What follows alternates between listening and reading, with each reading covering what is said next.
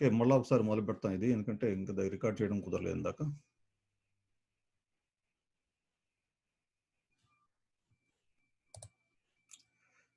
Slide show.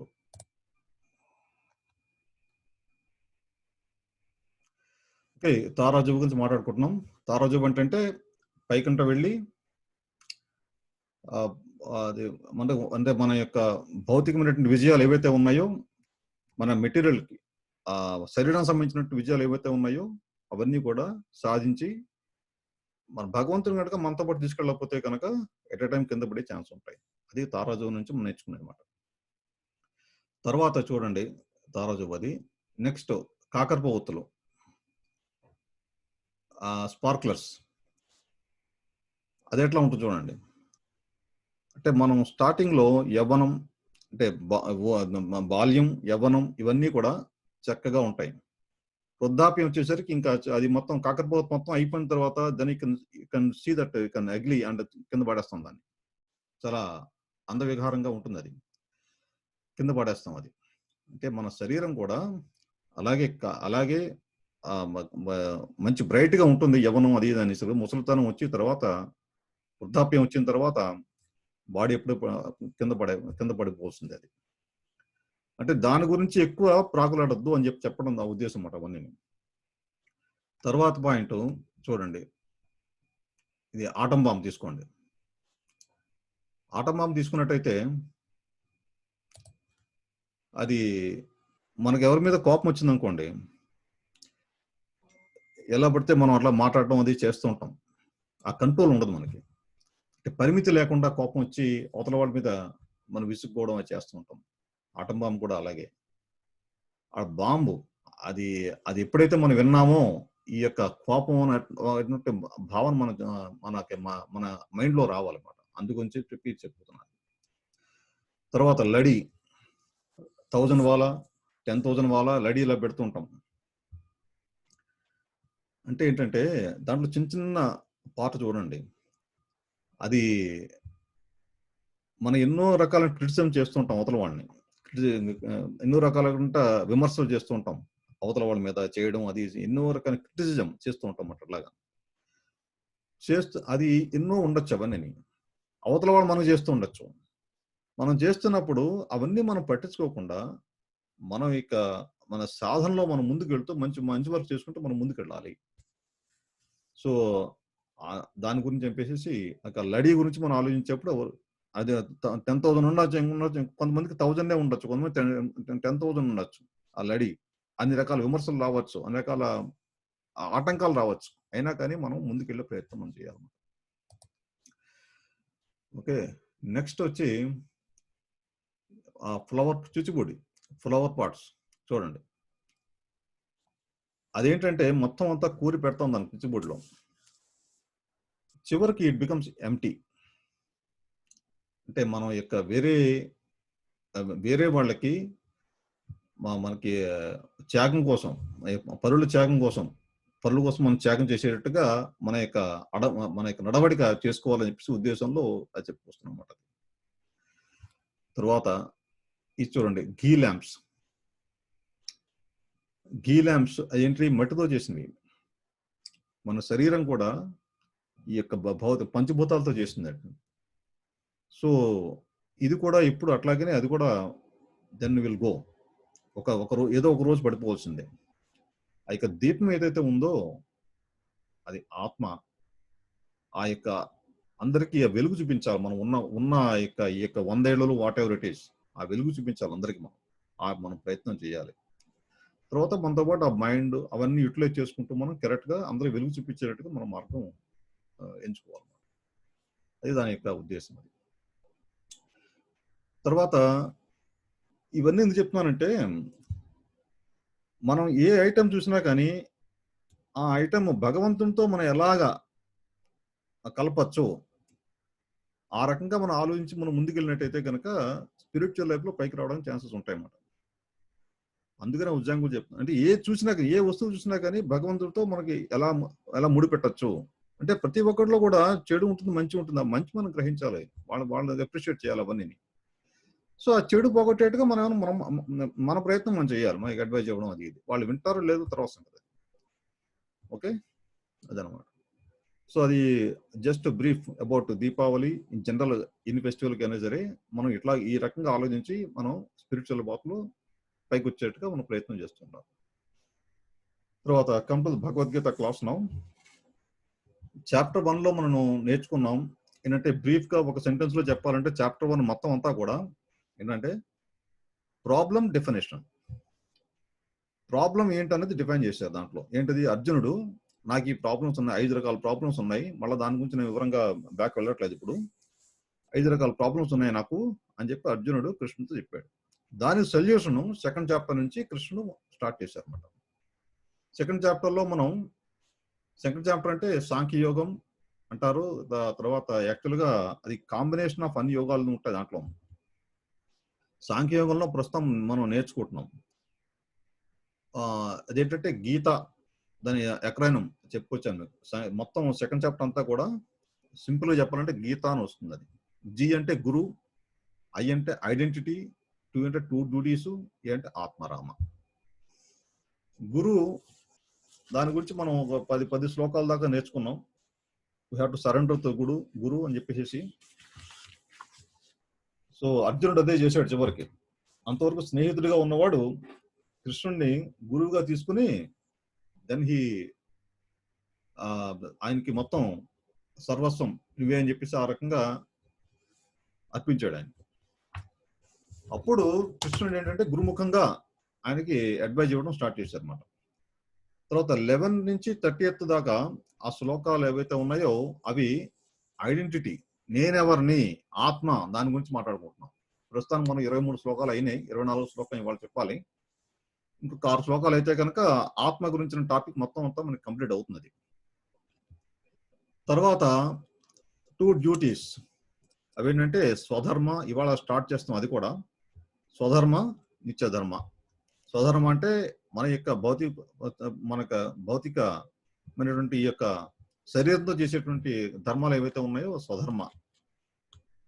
తర్వాత నిత్య ధర్మ అంటే స్పిరిచువల్ యాక్టివిటీస్ చేస్తుంటాం కదా, మొత్తం అది జన్మజన్మలకు మనం చేసే కార్యక్రమం ఏముంటాయి అవి నిత్య ధర్మం కింద వస్తాయి.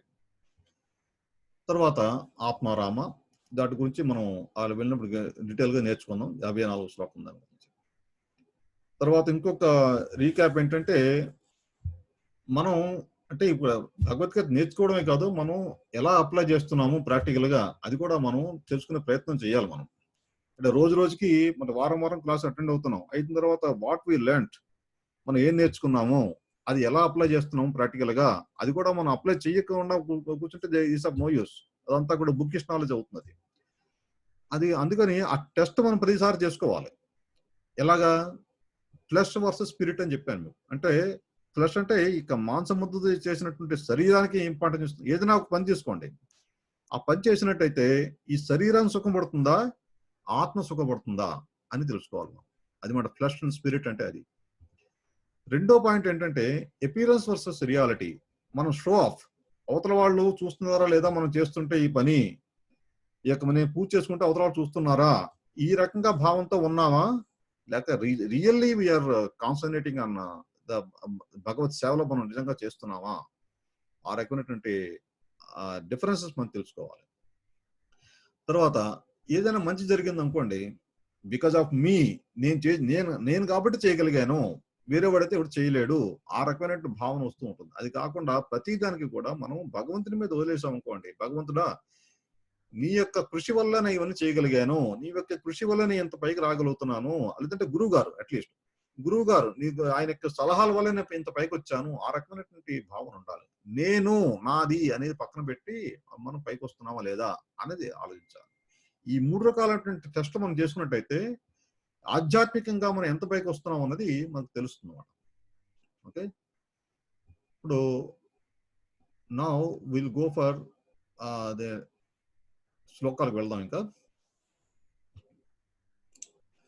శ్లోకాలకి నేను షేర్ చేస్తాను స్క్రీన్. అది 24వ శ్లోకం అంటే 23 దాకా మనకి ఇప్పుడు వీఆర్ టాకింగ్ అబౌట్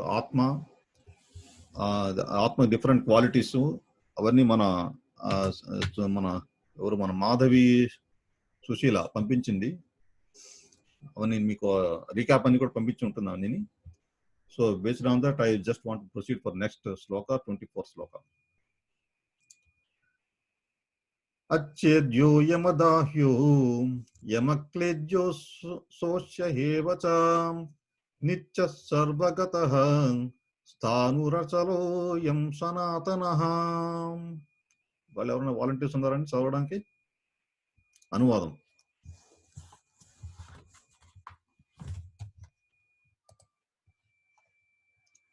అనువాదం ఎవరు చదువుతారా? సత్యనారాయణ గారు చదవండి.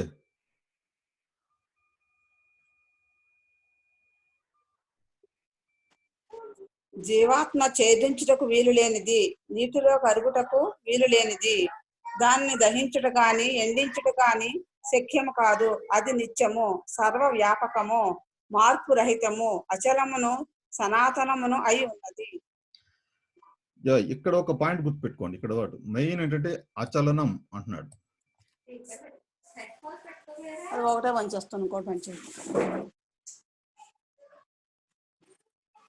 అచలనం అంటున్నాడు. అచలనం అంటే మనం మూవ్ చేయలేము, దాన్ని మనం కదిలించలేము అని చెప్పడం మాట. అంటే ఈ పాయింట్ కొంచెం కాంట్రవర్సీగా ఉంటుంది మనకి. ఆత్మను కదిలించలేము, మరి ఆత్మ శరీరం పడిపోతే ఆత్మ వెళ్ళాలి కదా, మరి అచలనం అంటారు ఇక్కడ. అంటే ఇక్కడ మనం అర్థం చేసుకోవాల్సింది ఏంటంటే యమపాశం అని చెప్పేసి అందరికి ఐడియా ఉంటుంది. యమపాశం అంటే ఈ యొక్క యమపాశం అంటే మనకు చనిపోయేటప్పుడు ఎంబీఏ మనసు, బుద్ధి, అహంకారం, ఈ మూడు ఏవైతే ఉన్నాయో ఆ మూడింటిని పట్టుకుంటుంది, యమపాశం పట్టుకుని తీసుకెళ్తూ ఉంటుంది అన్నమాట. ఆ మూడింటితో పాటు ఈ ఆత్మ కూడా వెళ్తుంది అన్నమాట. వెళ్ళి నెక్స్ట్ జన్మలో ఆ యొక్క ఇంప్రెషన్స్ ఏవైతే ఉన్నాయో, మన మనసులో దాచుకున్న ఏవైతే ఉన్నాయో అవన్నీ కూడా వచ్చే జన్మలో అవన్నీ రిఫ్లెక్ట్ అవుతాయి. ఆత్మ దాంతో పాటు వెళ్తుంది కూడా. అంటే అచలనం అంటే నామల కదలదు ఆత్మ. ఎప్పుడైతే యమపాసం పట్టుకున్న వాటిని తీసుకెళ్తుందో దాంతో పాటు వీడు కూడా వెళ్తుందన్నమాట. అప్పుడు అంటే అచలనం అంటే అంతవరకు అచలనం, కదలదు. అది ఎప్పుడు కదులుతుందంటే వెన్ ఈ బాడీ ఎప్పుడైతే మారవలసి వస్తుందో అప్పుడు మారుతుంది. తర్వాత నీటిలో కరిగించడానికి వీలు లేనిది, తర్వాత దహించడం కాదు. కానీ ఇవన్నీ కూడా మళ్ళా ఒకసారి రిపీట్ చేస్తున్నారు మనకి కృష్ణ భగవానుడు. నిత్యము సర్వవ్యాపకము. చూడండి ఇక్కడ నిత్యము అంటే మీకు సచ్చితానంద అని చెప్పుకొచ్చాం.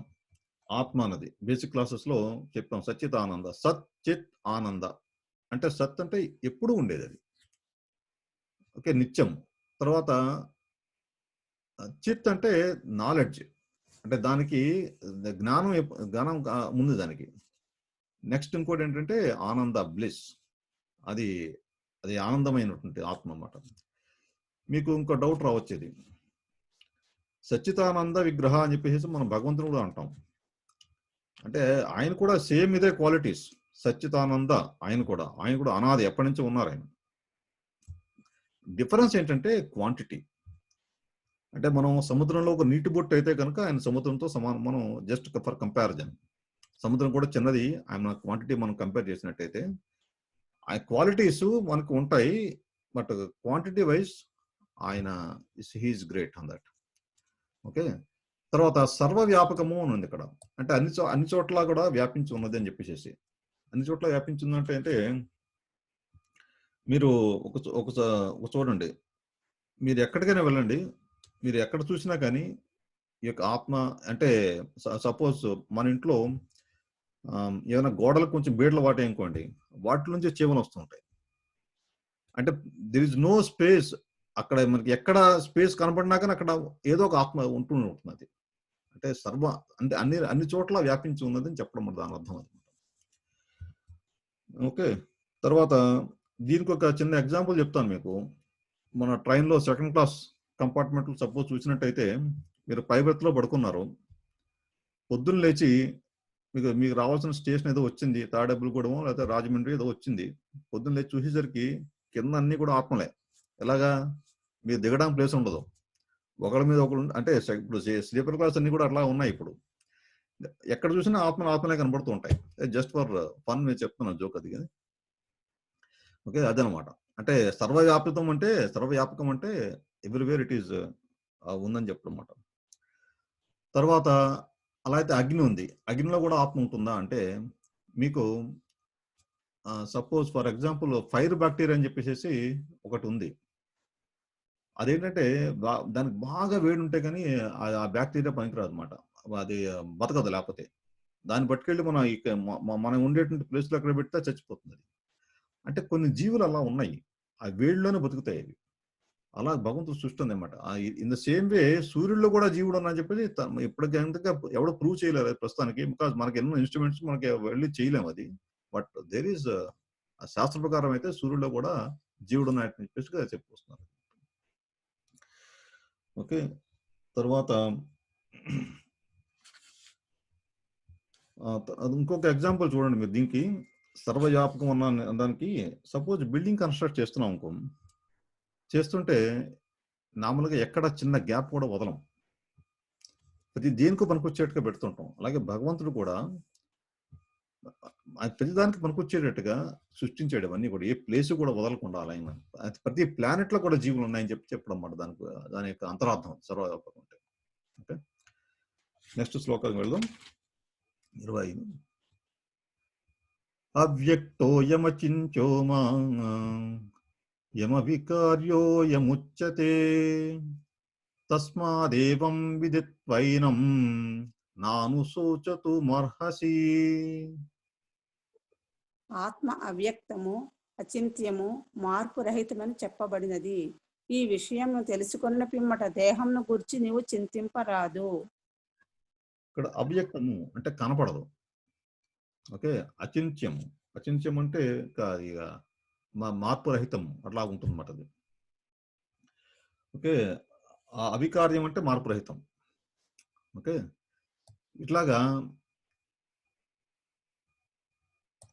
ఇటువంటి ఆత్మ అంటే same things he is repeating మన కృష్ణ భగవానుడు. ఎందుకంటే ఎస్పెషల్లీ కలియుగంలో 10 సార్లు చెప్తే కానీ అర్థం కాదు. అందుకని similar kind of terms in different వేలో ఆయన చెప్తున్నారు అన్నమాట కృష్ణ భగవానుడు. అది. ఓకే. తర్వాత 25 ఇంకొకటి ఆలోచించండి. లాస్ట్ 2 క్లాసులో ఎప్పుడో చెప్పాను నేను. ఆత్మ కనుక మనం చూసినట్టు మనకి చూడగలిగాం అనుకోండి సపోజ్. ఏం చేస్తాం? ఇప్పుడు హార్ట్ ఎలా మార్చి ఇలా పెడుతున్నాం, ఆత్మ కూడా మార్చేటువంటి ప్రయత్నం మనం చేస్తాం. అంటే మనకు ఆ నాలెడ్జ్ ఇచ్చాడు భగవంతుడు. అందుకనే ఆయనకి ఆ ట్రిక్స్ అని తెలుసు భగవంతుడికి. అందుకని కనిపించకుండా ఆత్మ, బుద్ధి, మనస్సు ఇవన్నీ కూడా అట్లా పెట్టాడు. అన్ని కూడా సెటిల్ ఎలిమెంట్స్ అవన్నీ కూడా. ఓకే. నెక్స్ట్ శ్లోకానికి వెళ్దాం. అథ చైనం నిత్యజాతం నిత్యం వా మన్యసే మృతం తథాపి త్వం మహాబాహో నైనం శోచితుమర్హసి. ఓ మహాబాహో, ఒకవేళ నీవి ఆత్మ లేక జీవ లక్షణములు ఎల్లప్పుడూ జనించుచు మరణించుచునని భావించినను దుఃఖించుటకు ఎట్టి కారణము లేదు. యా, ఇక్కడ చూడండి. He's taking a detour now. కృష్ణుడు అంటే వేరే రకంగా చెప్తున్నాడు. ఇప్పుడు మనం ఎంతసేపు ఆత్మ ఉంది ఆత్మ ఉంది ఆత్మ ఉంది ఇలా చెప్పుకొస్తున్నాం అనుకున్న ఎవరికైనా విసుగు పుడుతుంది ఇంకా.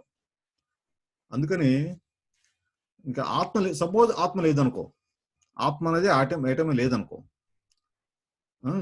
అప్పుడు కూడా నువ్వు దుఃఖించే అవసరం లేదని చెప్పుకొస్తున్నాడు ఆయన. అంటే దాని అర్థం ఏంటంటే ఆత్మ అనే కాన్సెప్ట్ లేదు ఇక్కడ. మనకి కాన్షియస్నెస్, చైతన్యం అనేటువంటి కాన్సెప్ట్ లేదు. లేకపోతే కనుక ఈ బాడీ అంతా కలిపి just nothing but chemical combination అంతే. ఆ కెమికల్ కాంబినేషన్ మొత్తం అంతా సైంటిస్ట్ వర్కౌట్ చేశారు. సపోజ్ ఆత్మ చలనం అటువంటిది ఆ యొక్క అది చైతన్యం అటువంటిది ఏం లేకుండా ఉన్నట్టయితే కనుక మన శరీరానికి ఒక $10 ఎంతో వాల్యూ ఉంటుంది. అంటే ఒక $700 వాల్యూ ఉంటుంది శరీరం మొత్తం తీసినట్టయితే దాని వాల్యూ. సో ఆత్మ ఉంది కాబట్టి it has more value. Even insurance వాడు కూడా ఎక్కువ వాల్యూ ఇస్తున్నాడు దాని గురించి. ఓకే. తర్వాత దీని గురించి ఇంకా చెప్పాలంటే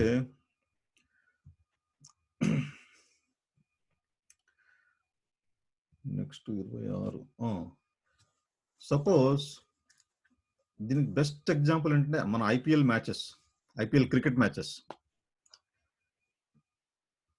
ఐపీఎల్ క్రికెట్ మ్యాచ్ లో సపోజ్ మ్యాచ్ చూస్తున్నాం అనుకోండి, ఏదో ఒక మనం పట్టుకుంటాం, హైదరాబాదో లేదా చెన్నైయో ఏదో ఒక పార్టీని పట్టుకుంటాం మనం, పట్టుకుని దాన్ని సపోర్ట్ చేస్తూ ఉంటాం. సపోజ్ ఓడిపోయారు అనుకోండి, కానీ అవతల అప్పుడు మనం అప్పుడు మనం దుఃఖపడేటువంటి అవకాశం లేదు. ఎందుకంటే అవతల టీంలో కూడా ఇండియన్స్ ఉన్నారు, మన టీంలో ఇండియన్స్ ఉన్నారు, అవతల టీంలో కూడా ఇండియన్స్ ఉన్నారు. సో అందుకని ఓడిపోయినా నెగ్గినా కానీ ఒకలాగే ఉంటుంది మనకు భాగం. అందుకని ఇలాగా మన భగవంతుడు ఏం చెప్తున్నాడంటే, ఆత్మ ఉంది అనుకుంటే చేసుకుంటే ఒక కొత్త, ఆత్మ లేదనుకుంటే కనుక అప్పుడు కూడా నువ్వు దుఃఖించే అవసరం లేదు అని చెప్పొచ్చు అనమాట. జస్ట్ ఎగ్జాంపుల్ ఏంటంటే మన ఐపీఎల్ మ్యాచ్ గుర్తుపెట్టుకోండి, దీనికి వచ్చే ఎగ్జాంపుల్. ఓకే, తర్వాత శ్లోకానికి వెళ్దాం. 27వ శ్లోకం. జాతస్య హిద్రువో మృత్యు వృద్ధం జన్మ మృతస్య చ తస్మాత పరిహార్యేర్థే నత్తం శోచితుమర్హసి. పుట్టిన వానికి మరణము తప్పదు, మరియు మరణము పేరుప జన్మము తప్పదు. అందుచే పరిహరించుటకు వీలు లేని నీ విద్యుక్త ధర్మ నిర్వహణమునందు నీవు దుఃఖింపరాదు. మనకి యాక్చువల్గా ప్రతి గుడిలోని కూడా ఇదివరకు పెట్టేవారు భగవద్గీత శ్లోకాల్లో ఈ శ్లోకం కంపల్సరీ ఉంటుంది. అది ఎవరు మన ఘంటసాల చెప్పినటువంటి, పుట్టిన వారికి మరణం తప్పదు. చాలా మంది వినే ఉంటారు ఇవన్నీ. ఈ శ్లోకంలో అంతరార్థం ఏంటంటే, ఫస్ట్ మనకి ఆత్మలు అన్నీ కూడా అవ్యక్తంగా ఉంటాయి, అంటే అన్మానిఫెస్ట్. తర్వాత వ్యక్తం అవుతాయి, తర్వాత మళ్ళీ అవ్యక్తం అవుతాయి. అంటే అవ్యక్తం, వ్యక్తం, మళ్ళీ అవ్యక్తం. అంటే unmanifest, manifest and unmanifest again. అంటే దీనికి కరెక్ట్ ఎగ్జాంపుల్ చెప్పాలంటే, ఇప్పుడు పిల్లలు ఇప్పుడు మన సముద్రం ఒడ్డు కానీ లేకపోతే నది ఒడ్డు కానీ వెళ్ళి అక్కడ ఇసుకలో మేడలు కడతారు. కాళ్ళు పెట్టి ఇసుకలో, మీ అందరూ కూడా చేసే ఉంటారు చిన్నప్పుడు, కాళ్ళు పెట్టి పైన బిల్డింగ్స్ కట్టి, ఇదేమో 1 BHK 1 బెడ్రూమ్ అపార్ట్మెంట్, ఈ రకంగా చేస్తూ ఉంటారు. అది కానీ సడన్ గా ఏ గాలి రావడం లేదంటే నీళ్లు రావడం దాంతో అది కూలిపోతుంది అనుకోండి. ద సేమ్ వే మన పెద్దవాళ్ళం కూడా, మనం కూడా ఏం చేస్తున్నాం అంటే 2 BHK 3 BHK ఇలాగా, అంటే వాళ్ళు చిన్న చిన్న టాయ్స్ తో ఆడుతున్నారు, మనం పెద్ద పెద్ద టాయ్స్ తో ఆడుకుంటున్నాం ఆ బీచ్ కట్టుకోవడం. కానీ ఫైనల్లీ ఏదో ఒక రోజు అవన్నీ కూడా కింద పడేవే, అంటే మళ్ళీ అవ్యక్తం అవుతాయి ఇవన్నీ. అది చెప్పడం మాట. అంటే అవన్నీ మనం పట్టుకెళ్ళాము, అవన్నీ మా వదిలేసి వెళ్ళిపోవడమే, ఆ రకంగా చెప్పడం అనమాట. ఓకే, అవ్యక్తం, unmanifest, manifest and again unmanifest. దీని అంతరార్థం ఏంటంటే, మన లైఫ్ అన్నది, మన యొక్క జీవితం ఏదైతే ఉందో అది ప్రిపరేషన్. దేనికి? ఫైనల్ ఎగ్జామ్స్ ప్రిపేర్ అవుతాం కదా, ఫైనల్ ఎగ్జామ్ ప్రిపేర్ అవుతున్నట్టుగా జీవితం అంతా కూడా ఫైనల్ ఎగ్జామ్ ఏంటి? డెత్. మనకు వచ్చే మరణం ఏదైతే ఉందో అది ఫైనల్ ఎగ్జామ్ అన్నమాట. ఆ ఎగ్జామ్ కరెక్ట్ గా పాస్ అవ్వాలి. మనం కరెక్ట్ గా పాస్ అవ్వాలంటే దాని తగ్గ ప్రిపరేషన్ మనం చక్కగా చేసుకోవాలి. అది ఆ ప్రయత్నం మనం చేసుకుంటూ ముందుకెళ్ళాలన్నమాట. ఓకే, తర్వాత 28వ శ్లోకానికి వెళ్దాం. అవ్యక్తాదీని భూతాని వ్యక్తమధ్యాని భారత అవ్యక్త నిధనాన్యేన్వా తత్ర కా పరిదేవనా. సృజింపబడిన జీవులందరూ ఆదిలో అవ్యక్తములై మధ్యలో వ్యక్తములగుచున్నవి, నశించిన పిమ్మట తిరిగి అవ్యక్తములగును. అట్టి ఎడ దుఃఖించుటకు కారణమేమీ కలదు. ఇది యాక్చువల్గా అవ్యక్తం వ్యక్తం అన్నది ఇందాక శ్లోకంలో చెప్పినది. అంటే మేనిఫెస్ట్, నెగన్ మేనిఫెస్ట్ మాట. ఈ రకంగా ఉంటుంది అది. ఆ పేక మేడలు ఇవన్నీ గుర్తుపెట్టుకోండి. అవి పేక మేడలు, తర్వాత ఏమో మన సీ షోర్ దగ్గర ఇసుకతో చేసినటువంటి 1 BHKలు అటువంటి అపార్ట్మెంట్లు, ఇవన్నీ కూడా జస్ట్ రిమెంబర్ అబౌట్ దట్. తర్వాత ఇందాక శ్లోకంలో పుట్టిన వానికి మరణం తప్పదు, మరణించిన వానికి మళ్ళీ జన్మం తప్పదని ఉంది. ఐ థింక్ ఇక్కడ చూడండి, పుట్టిన వానికి మరణం తప్పదు. ఈ శ్లోకం గురించి ఇంకొక పాయింట్ చెప్పాలి నేను. అదేంటంటే, ఇక్కడ ఒక పాయింట్ ఆలోచించండి. మనం ముక్తి పొందుతున్నాము అని చెప్పేసి మనం చెప్పుకొస్తున్నాం. అంటే ముక్తి, ఆ యొక్క స్పిరిచువల్ మనం చేసినట్టు ఫైనల్ మన గోల్ ఏంటంటే ముక్తి పొందాలి. ముక్తి అనేసరికి అంటే భగవంతుడి దగ్గరికి మనం వెళ్ళాలి అంటే జన్మ లేకుండా ఉండాలి. మీకు ఫస్ట్ బేసిక్ క్లాస్ చెప్పుకొచ్చాం కదా, జన్మ లేకుండా ఉండడం మనం ముక్తి పొందడం అని. కానీ ఇక్కడ ఏమంటున్నారు, మరణించిన వాడికి మళ్ళీ జన్మ ఉంటుందని చెప్పుకొస్తున్నాడు ఇక్కడ. పుట్టిన వానికి మరణం తప్పదు, కానీ మరణం మీద మళ్ళీ జన్మ తప్పదు అంటున్నారు. అది కంట్రవర్సీ చూడండి ఎలా ఉంది అది. అంటే ఏంటంటే మనకు ఉన్నటువంటి కర్మ ఏదైతే ఉందో అది మొత్తం కూడా జీరో చేసుకుని మనం రెడీగా ఉన్నట్టయితే జన్మ పడితే ముక్తి దొరుకుతుంది. అంటే భగవంతుడి దగ్గరికి మనం డైరెక్ట్గా వెళ్తాం. అక్కడ అంటే మన జన్మ స్పిరిచువల్ బాడీ ఉంటుంది మనకి, మన యొక్క భౌతిక శరీరం ఉండదు, స్పిరిచువల్ బాడీ ఉంటుంది మనకి, ఆధ్యాత్మిక శరీరం ఉంటుంది అక్కడ ఉన్న. అంటే ఆ జన్మ ఎత్తుతాం అన్నమాట మనం. ఆ జన్మ ఎత్తిన తర్వాత దెన్ భగవంతుడి సేవగా ఉండిపోతాం, మళ్ళీ అక్కడి నుంచి మనం రాము మనకి. That's what is going to happen అనమాట. దాని అంతరార్థం అది మాట.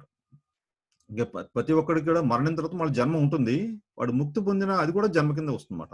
అది చెప్పడం. ఓకే, తర్వాత 29వ శ్లోకానికి వెళ్దాం. ఆశ్చర్యవత్ పశ్యతి కచ్చిదేనం ఆశ్చర్యవత్ వదతి తథైవ చాన్యః ఆశ్చర్యవచ్చైనమన్యః శృణోతి సుత్వాప్యేనం వేద న చైవ కశ్చిత్. కొందరు ఆత్మను అద్భుతమైన దానిగా గాంచుదురు, కొందరు దానిని అద్భుతమైన దానిగా వర్ణింతురు, మరి కొందరు దానిని అద్భుతమైనదిగా విందురు, ఇంకొందరు వినని పిమ్మటను దాని గురించి ఏమాత్రము గ్రహింపకుందురు. చూడండి, కర్త కర్మ క్రియ 3 ఉన్నాయి ఇక్కడ. అంటే అమేజింగ్, ఆశ్చర్యం అంటే చెప్తున్నారు ఇక్కడ. అంటే ఆత్మ అన్నది ఆశ్చర్యకరమైన విషయం. ఎందుకు అంటే ఆత్మ ఒక చీమలో ఉంటుంది, ఒక పెద్ద ఏనుగులో కూడా ఉంటుంది ఆత్మ. దాని ఉండే సైజు 2 కూడా సేమే. ఎంత చిన్న దాంట్లో కావాలంటే అంత చిన్న దాంట్లో ఉండగలదు, ఎంత పెద్ద దాంట్లో ఉంటే అంత పెద్ద దాంట్లో కూడా ఉండగలదు ఆత్మ. అది ఆశ్చర్యం కదా అది. అలా ఈ రకంగా ఒక ఎగ్జాంపుల్ చెప్పాను మీకు అట్లాగది. అది ఈ యొక్క దీని గురించి ఏంటంటే ఆత్మ, దాన్ని మాట్లాడుకుంటే జనులు, తర్వాత దాని ప్రాసెస్ ఏంటి ఇక్కడ చూడడం వినడం అని చెప్పుకొస్తున్నారు ఇక్కడ. నేను కాంచుదురు, ఓకే, తర్వాత వర్ణింతురు, దాని గురించి ఎక్స్ప్లెయిన్ చేస్తుంటారు, తర్వాత గ్రహింపకుందురు, గ్రహించడం. అది అద్భుతమైన కొంతమంది వింటారు, కొంతమంది దాన్ని గ్రాస్ చేస్తారు. ఇటువంటి క్రియ ఈ యొక్క ఇన్ని రకాలుగా చేస్తూ ఉంటాం. కానీ కొంతమంది దాని యొక్క విలువ ఏంటనేది గ్రహించలేరు అని చెప్పుకొస్తున్నారు అనమాట. అంటే ఆత్మ, జనులు, ప్రాసెస్, ఈ 3 కూడా అమేజింగ్. అంటే సబ్జెక్టు, ఆబ్జెక్ట్, వెర్బ్. ఓకే, మీరు అవి మొత్తం అంటే అద్భుతమైనటువంటి ఆత్మ గురించి జనులు మాట్లాడుకుంటున్నారు, ఈ రకంగా చెప్పుకొస్తాం. అద్భుతమైన ఆత్మ గురించి జనులు వింటున్నారు, ఈ రకంగా మనం చెప్పే ప్రయత్నం చేస్తాం అన్నమాట.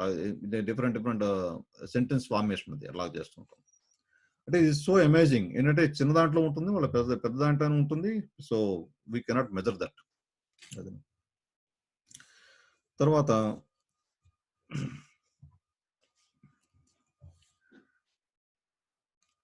నెక్స్ట్ శ్లోకానికి వెళ్దాం.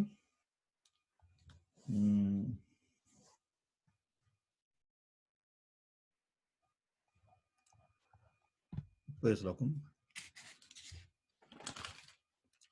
దేహి నిత్యమవధ్యోయం దేహే సర్వస్య భారత తస్మాత్ సర్వాణి భూతాని నత్వం శోచితుమర్హసి. ఓ భరత వంశీయుడా, దేహమందు వసించుచు దేహి ఎన్నడను చంపబడదు, కావున ఏ జీవిని గురించి నీవు దుఃఖింపనవసరం లేదు. అంటే మన దేహం అంటే మన దేహంలోనే ఉంటుంది, ఇది మన ఆత్మ కూడా, దాని గురించి నువ్వు దుఃఖించే అవసరం లేదు అని చెప్పుకొస్తున్నావు అనమాట.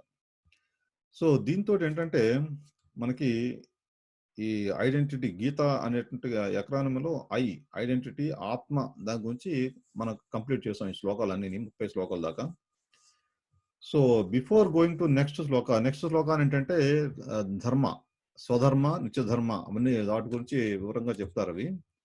బిఫోర్ గోయింగ్ టు దట్, ఈ యొక్క ఆత్మ సంబంధించినటువంటి ఒక చిన్న స్టోరీ, భాగవతంలో ఉన్న స్టోరీ ఒకటి మీకు చెప్తాను, శ్రద్ధగా వినండి. తర్వాత క్వశ్చన్లు ఉంటాయి దాని గురించి, శ్రద్ధగా వినండి అందరూ కూడా.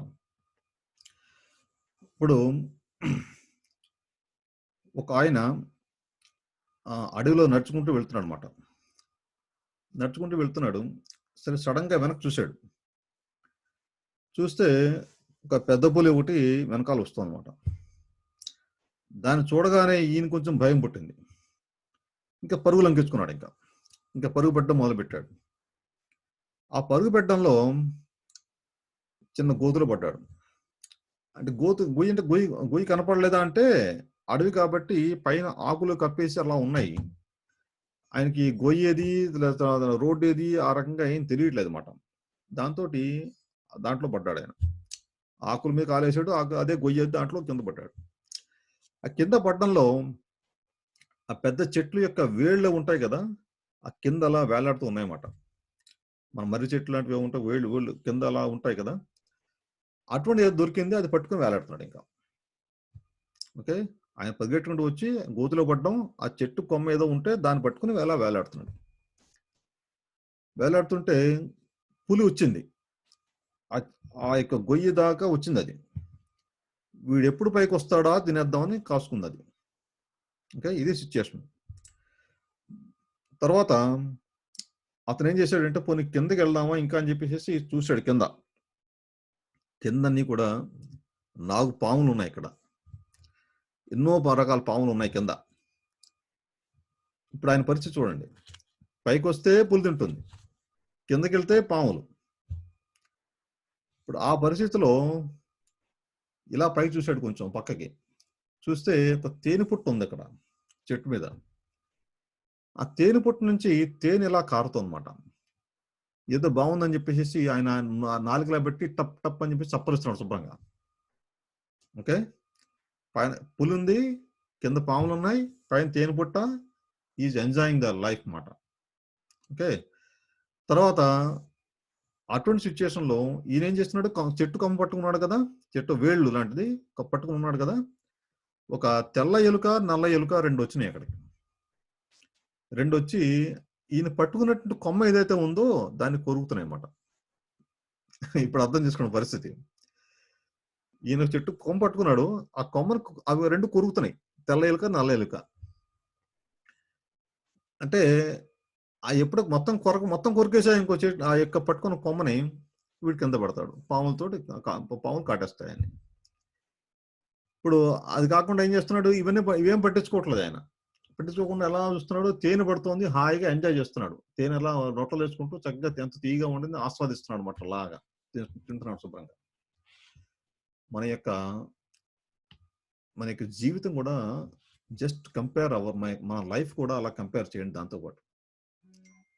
అంటే మనం ఏం చేస్తూ ఉంటామంటే, మనకి యొక్క కాలసర్పం కిందంటే కాలసర్పం, తర్వాత పైన మనకంటే యొక్క మిజరీస్ ఇవన్నీ ఉన్నాయి. అవి పులి తినడం అది.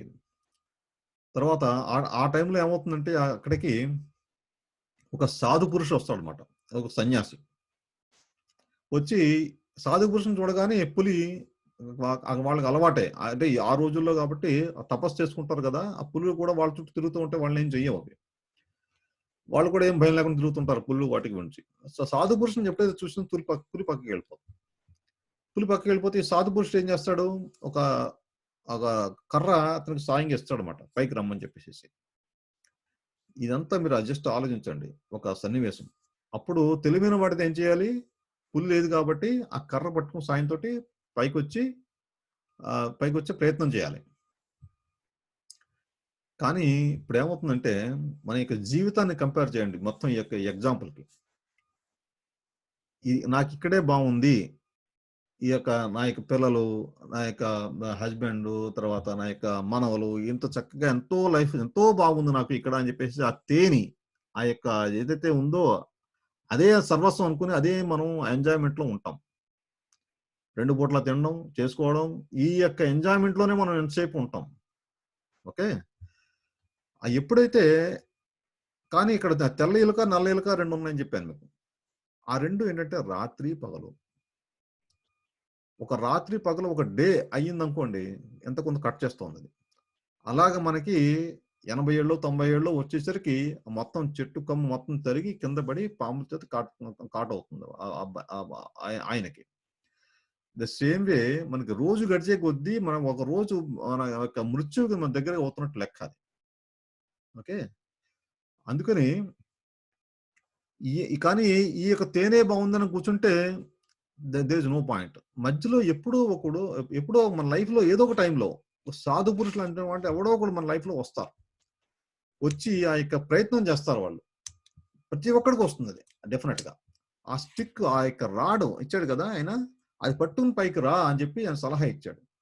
అది పట్టుకుని చక్కగా ముందుకు వెళ్ళినట్టయితే కనుక అప్పుడు వాడికి జీవితం యొక్క సార్థకత అవుతుంది. లేదు నాకు ఈ తేనె బాగుందని చెప్పేసి మెటీరియల్ ఎంజాయ్మెంట్ అని చేస్తూ కూర్చుంటే కనుక దెన్ సో మళ్ళా జన్మ ఇవన్నీ మళ్ళా ఆ సైకిల్ అంతా రిపీట్ అవుతూ ఉంటుంది వాడికి. అంటే ఈ దేహం ఏదైతే ఉందో ఇదే ఇదే నేను, ఇదే దేహమే నేను అని చెప్పేసి ఆ భావనలో ఎప్పుడైతే మనం ఉంటామో ఆ తేనె ఆస్వాదిస్తూ ఉంటామో, అలాగే కూర్చొని ఆ యొక్క దేహాన్ని సంతోషం పెట్టేటువంటి కార్యక్రమాలు చేస్తూ ఉంటామో అప్పుడు అది చేస్తున్నంత సేపు మనకి యొక్క జన్మ మృత్యు ఇవన్నీ తప్పవు. ఎప్పుడైతే సాధు పురుషులు ఎవరైనా వచ్చి కనుక ఆ భావన మనకు కలిగించి ఆ యొక్క కర్ర మనకు చేయూతను ఇచ్చినట్టయితే కనుక అది తీసుకుని మనం పైకొచ్చి మనం ప్రయత్నం చేయాలి. ఇది జనరల్ గా ఓవరాల్ గా మన యొక్క ఐడెంటిటీ, మన ఆత్మ సంబంధించినటువంటి దేహం ఆత్మ సంబంధించినటువంటి చిన్న స్టోరీ ఇంకా చెప్పవచ్చు. సో ఇంతవరకు ఏమైనా ప్రశ్న ఉంటే అడగండి, లేదంటే నెక్స్ట్ శ్లోకానికి వెళ్దాం. వెళ్ళిన తర్వాత దెన్ విల్ డు దామోదరాష్టకం. దీంట్లో ఏంటంటే మనకి ఆత్మ ఐడెంటిటీ అనే టాపిక్ మనం కవరప్ చేసాం అంతా కూడా.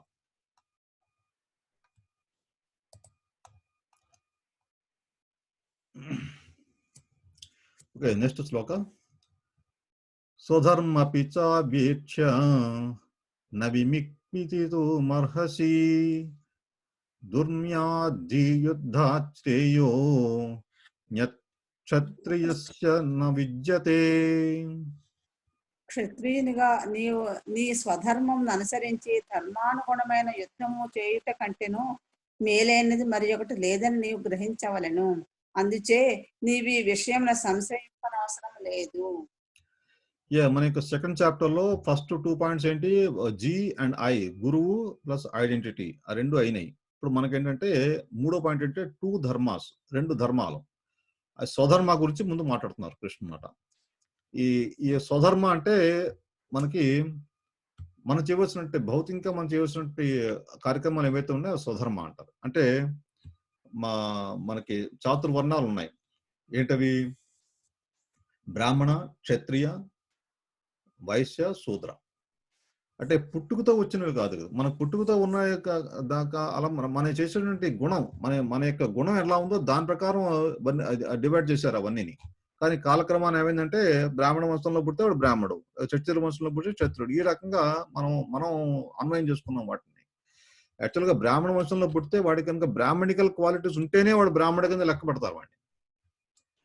అంటే వీటి గురించి మనకి తర్వాత చాప్టర్ లో వస్తాయి, వివరంగా నేర్చుకుంటాం. బ్రాహ్మణ్ అంటే ఎవడు, క్షత్రియ అంటే ఎవడు, వాడి క్వాలిటీస్ ఏంటి, ఇవన్నీ కూడా డిఫరెంట్ చాలా వివరంగా చెప్పారు భగవద్గీతలో అవన్నీ కూడా. ఇప్పుడు ఒక సింపుల్ గా చెప్పాలంటే బ్రాహ్మణ అంటే సపోజ్ అవతల వాడికి ఏదైనా కష్టం వచ్చిందనుకో, వాడి ఆ కష్టం మనకు చెప్పే లోపే చెప్పకుండానే వాడి కష్టం మనం గ్రహించి వాడి సహాయం చేసేటువంటి ప్రయత్నం మనం చేయాలి. అప్పుడు వాడిని బ్రాహ్మణ. సింపుల్ గా ఒక సెంటెన్స్ లో చెప్పాలంటే అది మాట బ్రాహ్మణ అంటే.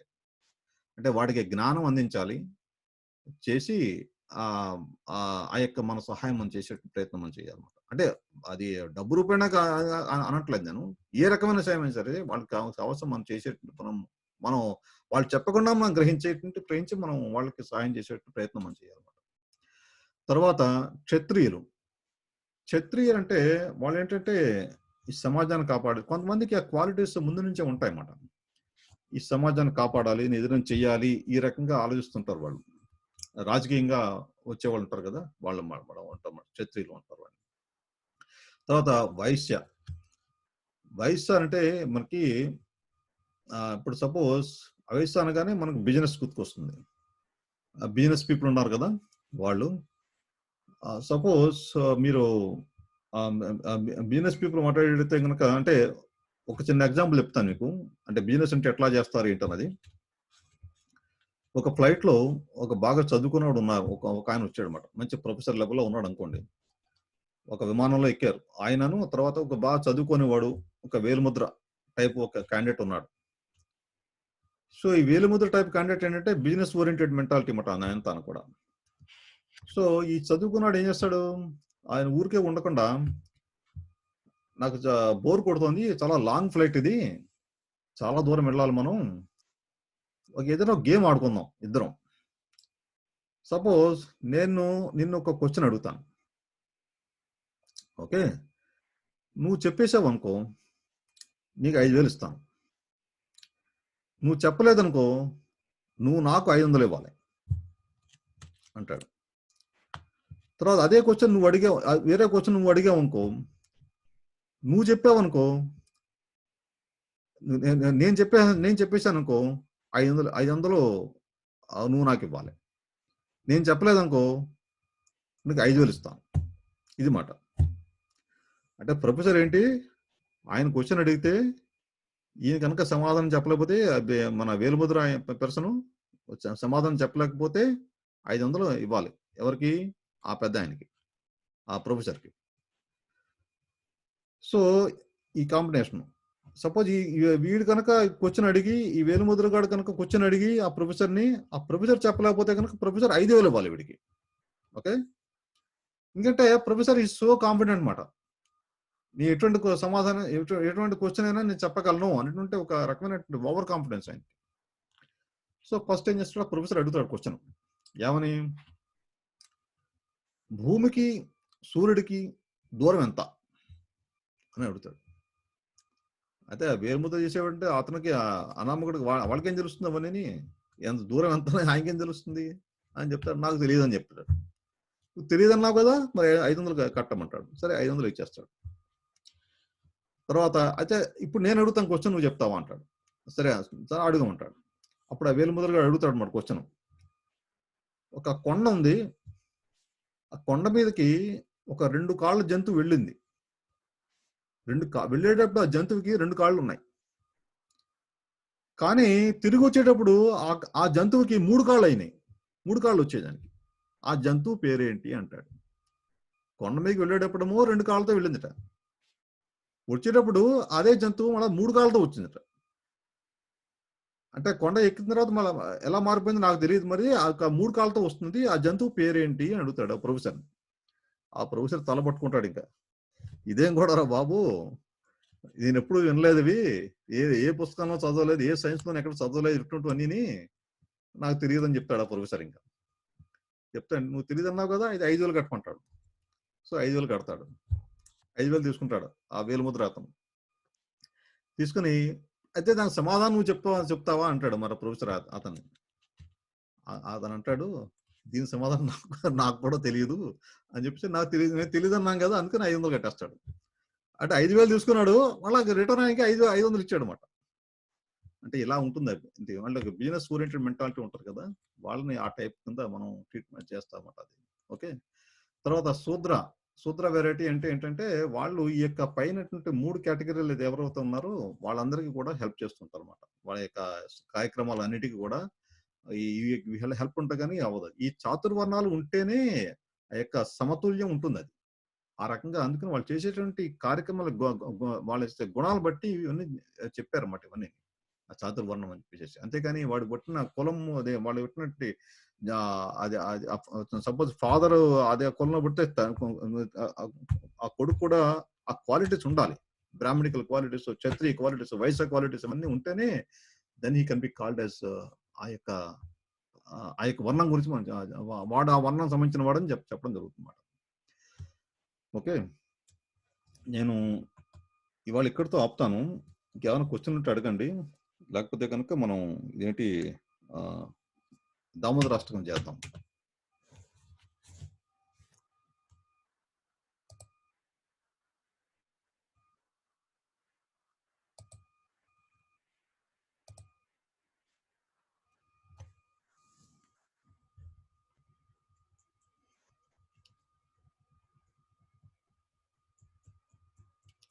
ప్రశ్నలు ఉన్నాయండి ఎవరికన్నా?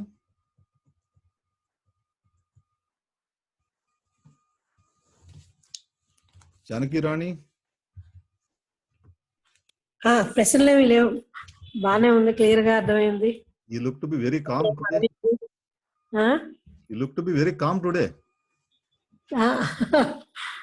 తను చెప్పింది కదా శ్లోక భావాలని నేను పాడుతున్నా. ట్రాన్స్లేషన్ చదువుతూ ఉంటూ నేను తర్వాత నేను ఇది పాడతాను ఇప్పుడు దామోదరాష్టకం. Okay okay.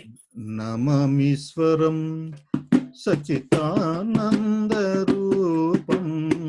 లసకుండలం గోకులే భ్రజమానం. తర్వాత మీరు అంతా కూడా రిపీట్ చేయండి, అంత మ్యూట్ లో పెట్టుకుని. నమమీశ్వరం సచ్చితానందరూపం లసకుండలం గోకులే భ్రజమానం యశోదాభియోలోకలదవమానం పరమృష్టమాచ్యంతతో దృత్య గోప్య. యశోదాభియోలోకలదవమానం పరమృష్టమాచ్యంతతో దృత్య గోప్య. రుదంతం ముహుర్నేత్రయుగ్మం రుజంతం భుజయుగ్మేన సాతంకనేత్రం. రుదంతం ముహుర్నేత్రయుగ్మం రుజంతం కరంభుజయుగ్మేన సాతంకనేత్రం. ముహుశ్వాసకం పాత్రిరేకాంకకంఠా స్థితగ్రైవం దామోదరం భక్తిభాగం. ముహుశ్వాసకం పాత్రిరేకాంకకంఠా స్థితగ్రైవం దామోదరం భక్తిభాగం. ఇతి దృక్స్వలీలాభిరానందకుండే స్వఘోషం నిమజ్జంతమాఖ్యాపయంతం.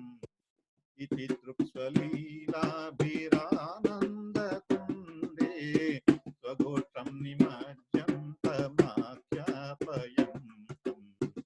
తదీయేషితాగ్నేషు భక్తజితాత్వం పునః ప్రేమతస్తం శతవృత్తివందే. తదీయేషితాగ్నేషు భక్తజితాత్వం పునః ప్రేమతస్తం శతవృత్తివందే. వరం దేవ మోక్షం న మోక్షావధిం వా న చాన్యం రుణేహం వరేషాదపీహ. వరం దేవ మోక్షం న మోక్షావధిం వా న చాన్యం రుణేహం వరేషాదపీహ. ఇదం దేవ పూర్ణాధ గోపాలబాలం సదా మే మనస్యాభిరాస్తాం కిమన్యై. ఇదం దేవ పూర్ణాధ గోపాలబాలం సదా మే మనస్యాభిరాస్తాం కిమన్యై. ఇదం తే ముఖాంబోజమచ్చంతనీలై రతం కుంతలై స్నిగ్ధరక్తైశ్చ గోప్య. ఇదం తే ముఖాంబోజమచ్చంతనీలై రతం కుంతలై స్నిగ్ధరక్తైశ్చ గోప్య. ముహుచుంబితం బింబరక్తాధరం మే మనస్యావిరాస్తమలం రక్షలాభై. ముహుచుంబితం బింబరక్తాధరం మే మనస్యావిరాస్తమలం రక్షలాభై. నమో దేవ దామోదరానంత విష్ణు ప్రసీద ప్రభో దుఃఖజాలబ్ధిమగ్నం. నమో దేవ దామోదరానంత విష్ణు ప్రసీద ప్రభో దుఃఖజాలబ్ధిమగ్నం. కృపాదృష్టివృష్ట్యాతి దీనం దతాను గృహాణి సమామగ్నమే చక్షిదృశ్య. కృపాదృష్టివృష్ట్యాతి దీనం దతాను గృహాణి సమామగ్నమే చక్షిదృశ్య. కుబేరాత్మజౌ బద్ధమోత్వైవ యద్వాత్ త్వయా మోచితౌ భక్తిభా కుబేరాత్మజౌ బద్ధమోత్వైవ యద్వా త్వయమూర్ఛితౌ భక్తిపాజౌ కృతౌ చ తథా ప్రేమ భక్తిం స్వతం మే ప్రయచ్చ నమో క్షేగ్రహో మే స్థితామోదరే తథా ప్రేమ భక్తిం స్వతం మే ప్రయచ్చ నమో క్షేగ్రహో మే స్థితామోదరే నమస్తేస్తు ధామ్నే పురదీప్తిధామ్నే త్వదీయోదరాయ విశ్వస్య ధామ్నే నమస్తేస్తు ధామ్నే పురదీప్తిధామ్నే త్వదీయోదరాయ విశ్వస్య ధామ్నే నమో రాధికాయై త్వదీయా ప్రియాయై నమో నంతలీలాయ దేవాయ పూజ్యం నమో రాధికాయై త్వదీయా ప్రియాయై నమో నంతలీలాయ దేవాయ పూజ్యం నమో రాధికాయై త్వదీయా ప్రియాయై నమో నంతలీలాయ దేవాయ పూజ్యం నమో రాధికాయై త్వదీయా ప్రియాయై నమో నంతలీలాయ దేవాయ పూజ్యం నమమీశ్వరం సచ్చిదానందరూపం లసత్కుండలం గోకులే వ్రజమానం నమమీశ్వరం సచ్చిదానందరూపం లసత్కుండలం గోకులే వ్రజమానం లసత్కుండలం గోకులే వ్రజమానం లసత్కుండలం గోకులే వ్రజమానం.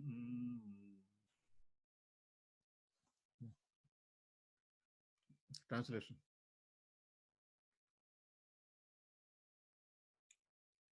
రాణి, జానకి రాణి. హలో. ట్రాన్స్లేషన్ చదువుతావు? చదువుతాను. అంటే ఇది చూపించే స్లైడ్ లాస్ట్ స్లైడ్స్ కనబడుతున్నాయి. ఇక్కడ ఫస్ట్ స్లైడ్ నుంచి చూపించిన నమామిశ్రం కనబడుతుంది కదా, చూపించట్లేదు.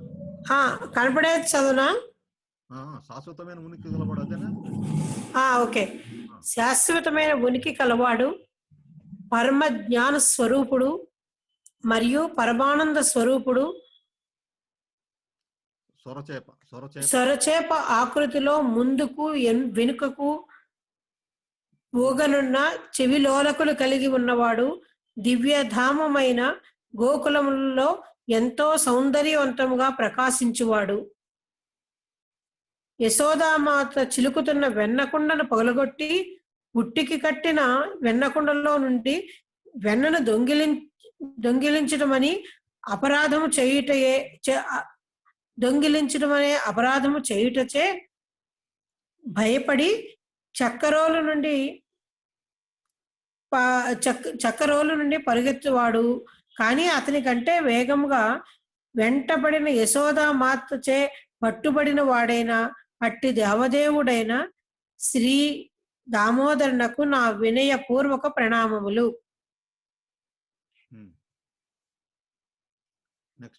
మరియు అతడి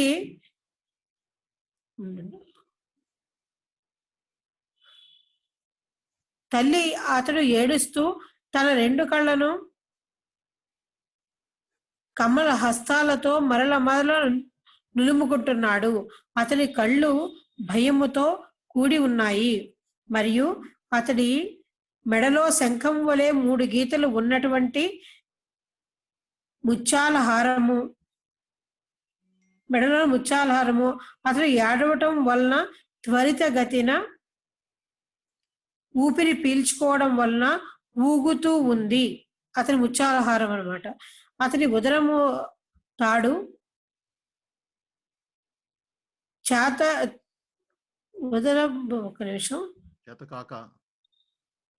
అతడి ఉదరము తాడు చేత కాక తన తల్లి యొక్క విశుద్ధ ప్రేమ చేత కట్టబడింది.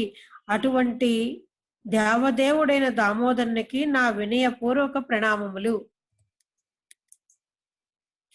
Next slide please. చూపిస్తున్నాం కదా.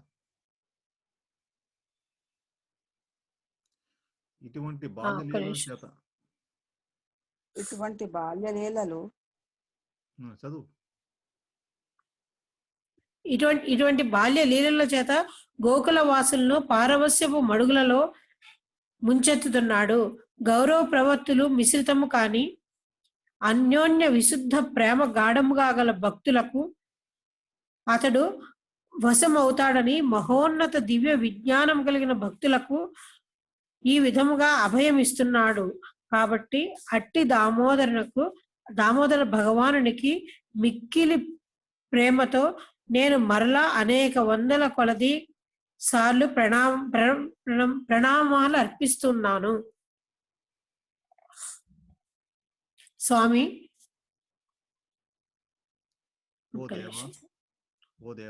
ఓ దేవా, అన్ని రకాల వరములు ఇవ్వటానికి సమర్థుడవై ఉన్నప్పటికీ నేను నిరాకార ముక్తిని గాని, వైకుంఠములో శాశ్వత జీవితం నిచ్చే సర్వోత్తమ ముక్తిని గాని నవవిధ భక్తి ద్వారా పొందదగిన మరెటువంటి వరమును కోరను. స్వామి, నేను కేవలం బృందావనంలో బాలగోపాలునిగా ఈ నీ రూపము సర్వదా నా హృదయంలో ప్రకటితం కావాలని కోరుకుంటున్నాను. ఎందువలనంటే ఇంతకంటే మరే వరమైనను నాకేమి ప్రయోజనము.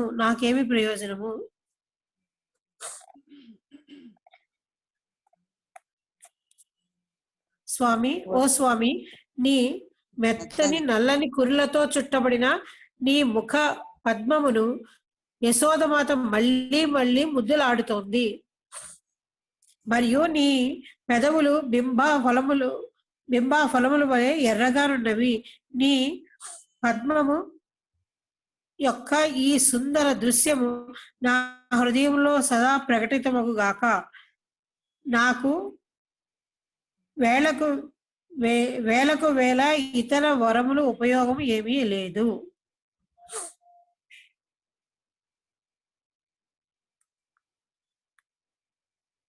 ఓ దేవాది దేవ, నేను నీకు నా ప్రణామములు అర్పించుచున్నాను. ఓ దామోదర, ఓ అనంత, ఓ విష్ణు, ఓ ప్రభు, నాపై కృపచూపము. ఓ దేవా, నాపై కృపచూపము. నాపై నీ కృపా దృష్టి వర్షించి ప్రాపంచిక దుఃఖ సాగరములో మునిగిన ఈ మూర్ఖుని దరిచేర్చి నా కళ్ళకు దర్శనమివ్వు.